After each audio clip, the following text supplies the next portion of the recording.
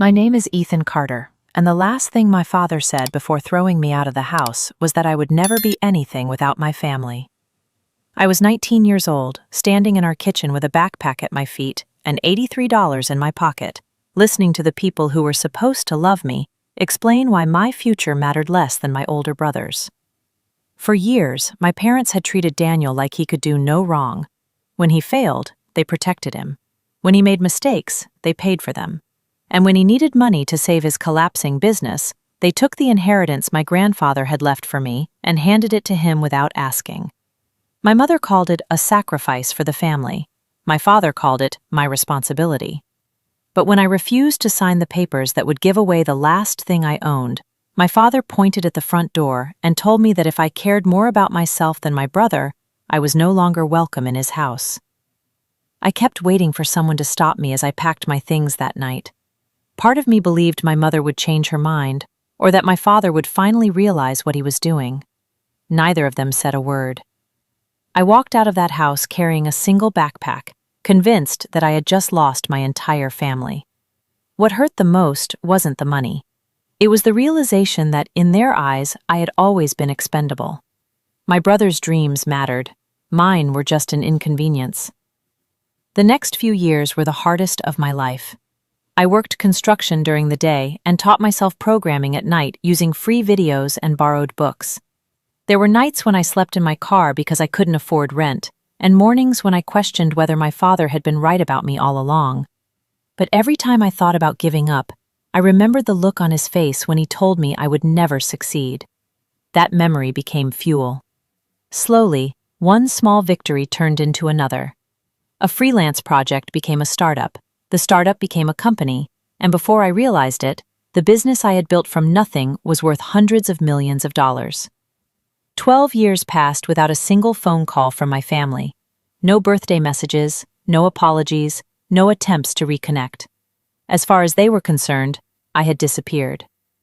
Before I tell you what happened when I finally walked into that conference room and came face to face with the family that had abandoned me 12 years earlier, take a second to tell me in the comments, what would you have done if your own parents stole your future to save your sibling? Would you have forgiven them, or would you have walked away forever?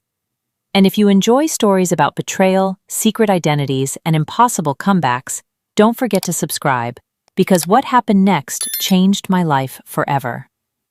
Then, on a rainy Friday morning, my assistant walked into my office on the 42nd floor with an expression I had never seen before. She placed a folder on my desk and told me that 3 people were waiting downstairs to meet with me. When I asked who they were, she hesitated before quietly saying, "Your parents and your brother." My heart nearly stopped. After 12 years of silence, they had suddenly remembered that I existed. But what they didn't know was that they weren't here to visit their son. They were here to beg a billionaire stranger to save their failing company, without realizing that the stranger they were about to meet was the same boy they had thrown out of their home all those years ago. For a long time, I just stared at the folder lying on my desk, trying to understand how life could be so cruel and so ironic at the same time. 12 years earlier, my parents had thrown me out because they believed my brother's future was worth more than mine. Now, the same business they had sacrificed everything to protect was collapsing, and the only company capable of saving it belonged to the son they had abandoned. The strange part was that they still had no idea who owned the building they were standing in. To them, I was still Ethan Carter, the family disappointment who had disappeared with a backpack and a broken heart. I opened the file and quickly understood why they had come. Daniel's company was drowning in debt. Suppliers hadn't been paid in months, employees were quitting, and the bank was preparing to seize everything he owned. The acquisition meeting scheduled for that afternoon was his last chance to keep the business alive. My parents weren't there to reconnect with me or apologize for the years they had stolen.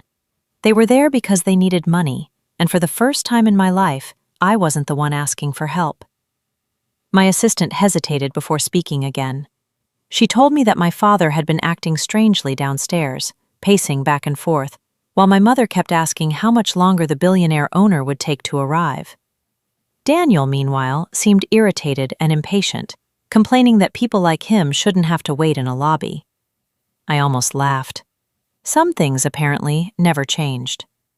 For a moment, I thought about canceling the meeting and walking away. After all, these were the people who had watched me leave home without a single word. They had ignored every birthday, every holiday, and every milestone in my life. They had never bothered to ask whether I was alive or dead. But another part of me wanted answers. I wanted to know if they regretted what they had done, or if they still believed they had made the right choice all those years ago. An hour later, I walked into the conference room and sat at the far end of the table, hidden behind the tinted glass walls. My legal team began the meeting while my family waited on the other side, completely unaware that I was already watching them. My father looked older than I remembered. His hair had turned gray, and the confidence he once carried had been replaced by exhaustion.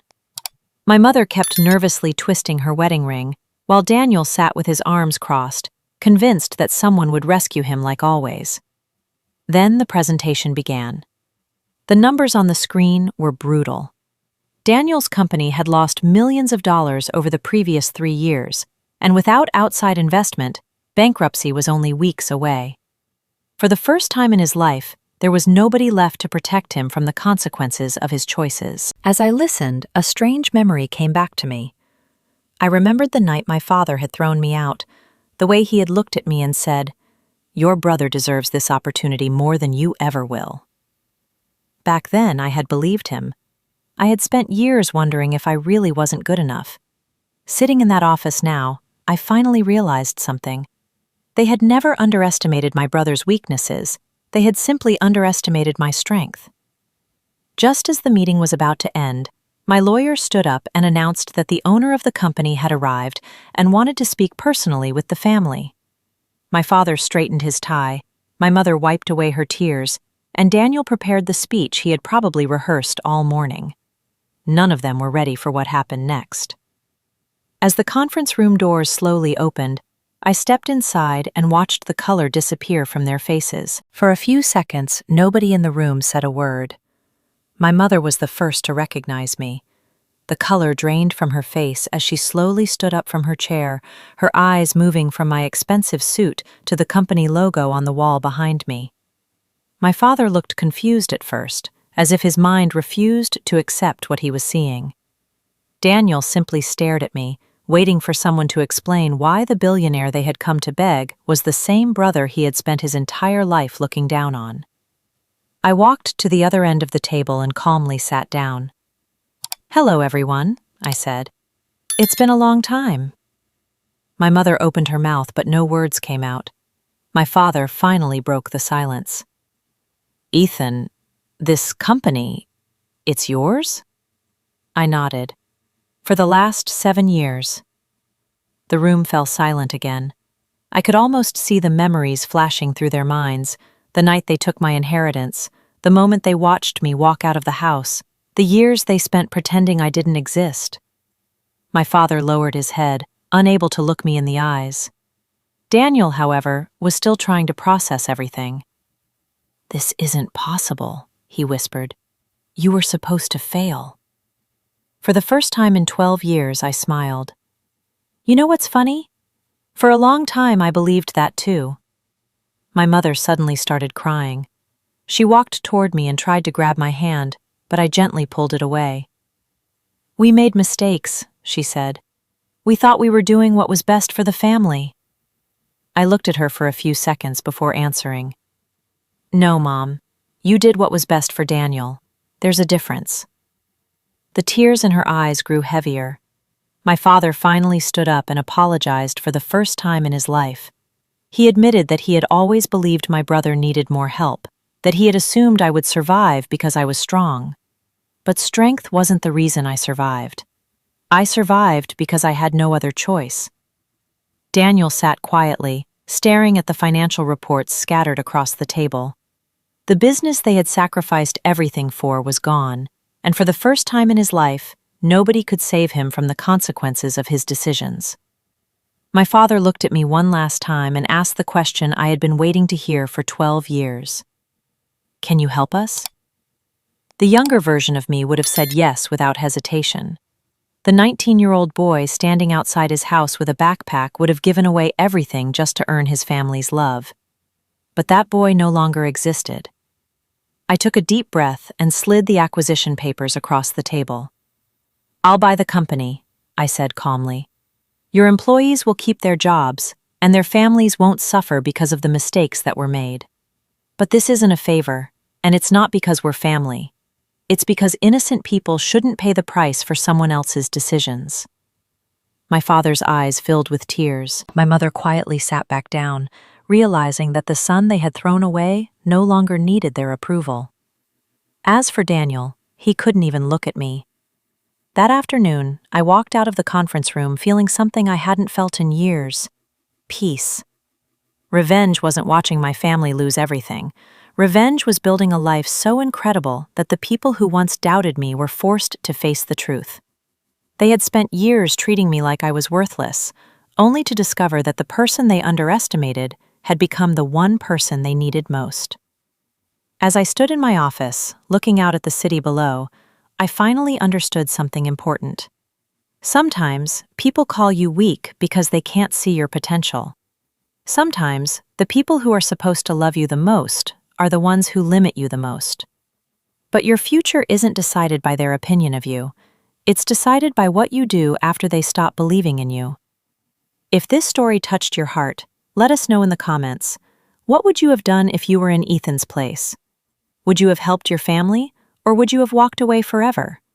Don't forget to like, subscribe, and turn on notifications for more stories about family betrayal, secret identities, karma, and unforgettable revenge. We'll see you in the next story.